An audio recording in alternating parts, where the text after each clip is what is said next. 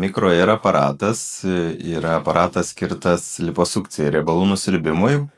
Kuo jis ypatingas, kad jisai judina kaniulę mechaniškai, tai yra visomis kryptimis.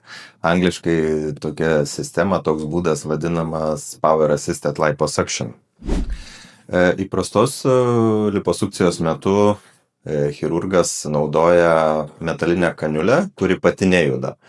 Šios technologijos metu kaniulė jinai jungiama prie specialaus aparato, kuris sukelia judesius įvairiom kryptim, todėl kaniulė be chirurgo rankos judesių taip pat juda. Šio riebalų nusiurbimo būdo nauda pacientui yra tai, kad mažiau traumuojami audiniai, mažiau skauda, mažiau mėlynių, mažesnis tinimas.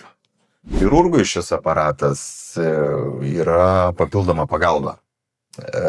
Kadangi judesiai daromi mechaniškai aparato, reiškia pačio chirurgo reikia mažiau judesių, chirurgas mažiau pavargsta, mažiau pavargęs chirurgas, laimingas chirurgas.